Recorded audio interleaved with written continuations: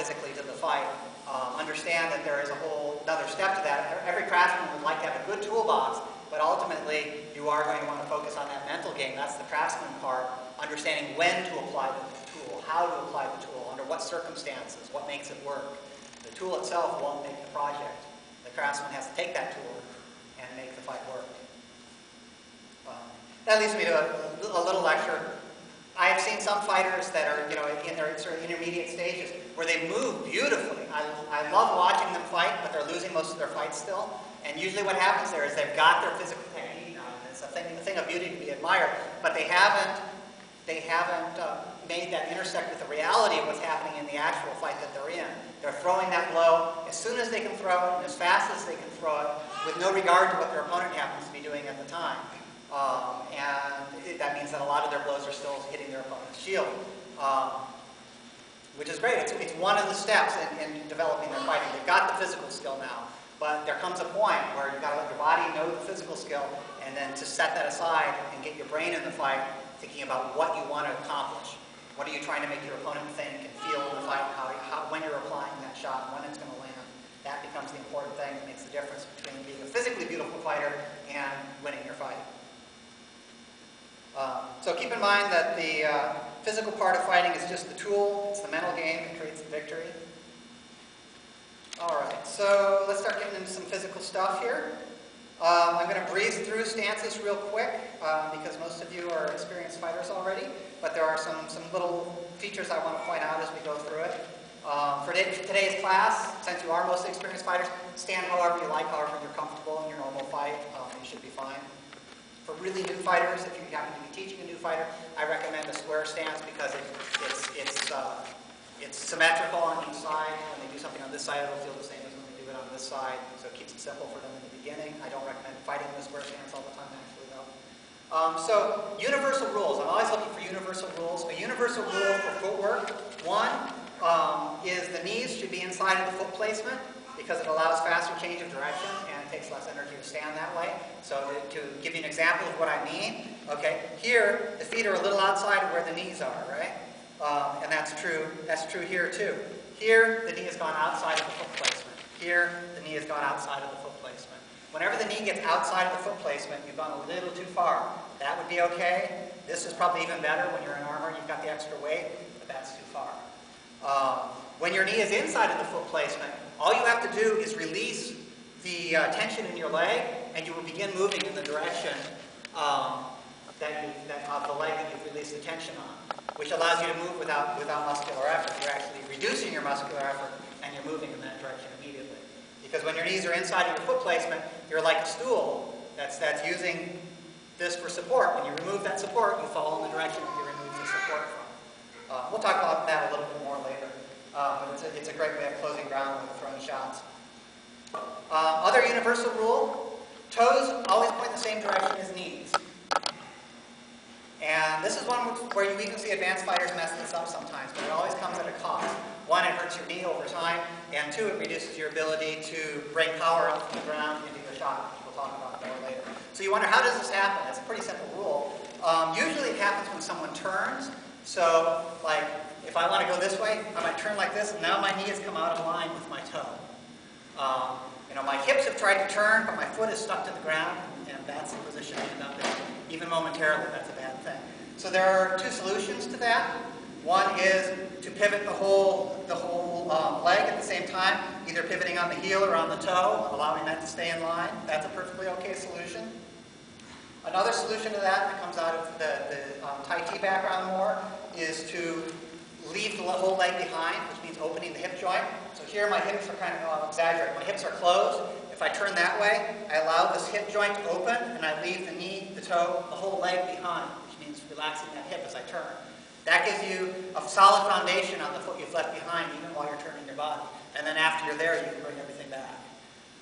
But the thing to avoid at all costs is letting that knee come out of line with the toe at any point. And you certainly don't want to develop a ready stance where it's already out of line. It's definitely something to watch for.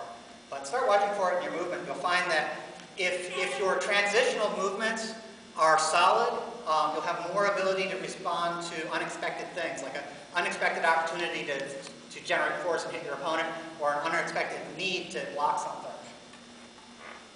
All right, so 3 essential stances. We'll just cover them very roughly. Got a left lead, a right lead, and a square stance. In a square stance, my opponent's in front of me. It's just like this. You're facing straight forward. It's based like on the martial arts horse stance. The strengths of a square stance of any kind is you have balanced rotational power in both directions. I can wind my body up this way as much as I can wind up this way.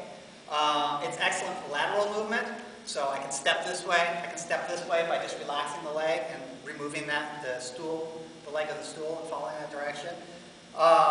The weaknesses of a square stance is I'm slow to move to going forward or backwards. Backwards can be a real liability because that's how you get out of range a lot of times. So that's a real problem with the square stance. And both legs are equally exposed to attack, which means more work for me as far as defense, being aware of where my openings are. Personally, I think the square stance can work pretty well against a kneed opponent, a legged opponent, because you don't need to be able to back up as quickly. And that lateral movement is particularly useful against an opponent that isn't able to keep shifting with you. But it's more dangerous for 2 standing opponents, I think. Variations for a square stance. Knees and toes in for rotational power. This comes out of Wing Chun. Where the knees and the toes are in. It's a knock-kneed stance. You know, if you bring the toes in, you got to bring the knees in. Knees and toes still in alignment. But what it does is it allows you to turn farther this way and farther this way, which gives you more wind-up and more follow-through on motions. And it really locks you into the ground. A place where that can be useful, especially for really big, lanky guys, is in a home guide fight, where if they take their normal stance, embrace themselves, they're already out of the ring.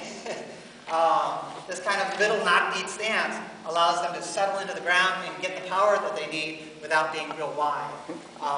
The Wing Chun, Southern Kung Fu, and the story is that it was developed for fighting on little boats and things, and so you couldn't be taking big stances. You were in these little narrow skiffs and stuff.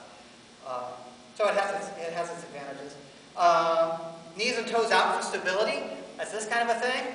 Not much use for a swordsman, but a pikeman, or maybe a great swords person, where what you really just need is a real strong base. That can be very comfortable and useful. A square stance can be oriented perpendicularly to your opponent, or turned sideways. So this is what we were talking about right now. If you guys are my opponent, facing straight on, but you can turn it diagonally to your opponent, or this way to your opponent. It's still a square stance as far as how your body is set up. So some variants. All right, so other stance, we've got, okay, so the right lead stance, that's the primary stance I tend to use. That puts your sword side forward. I'm kind of transitioning my thoughts about the exact foot placement on it, but it's something like this. So you've got your right leg leaning forward, left leg back. The strengths of this sort of a stance is you've got more power for your offside shots, because you've got a wind up for the offside. You've got longer sword reach. You've got the width of your shoulders lined up to reach out this way. It moves the left leg, the leg that's nearer to a right-handed opponent's sword side. It moves it back and harder to get to. It has excellent maneuverability with power. You can still move side to side pretty well, but you've got a real ability to move backwards and forwards. And it's easier to block onside shots. Your right-handed opponent goes into this zone. You're facing that zone. All you have to do is put things in front of you, and it's blocked. There's no weird awkward twisting for the onside shot. Weaknesses to the right stance is you've got less power for your onside shots. Just like I can really line up here, I don't have as much wind-up available to me on this side. It takes a bit more energy to hold your shield up. Your shield's kind of hanging out here. There's less sword freedom in close. The same thing that gave me all this extra reach. I've got an opponent standing here. It crowds my sword arm now if I'm in really close. That's a bad thing about a left stance. And it's more awkward to block offside shots. They're kind of over here. It's hard to turn your body to face that shot. So it's important with any stance to know that it's not perfect. It's got pluses and minuses. Apply it to the right situation. We've got some variations to talk about. Narrow means We're talking side to side. So here would be a wide right lead stance, and here would be a narrow right lead stance. When you're narrow,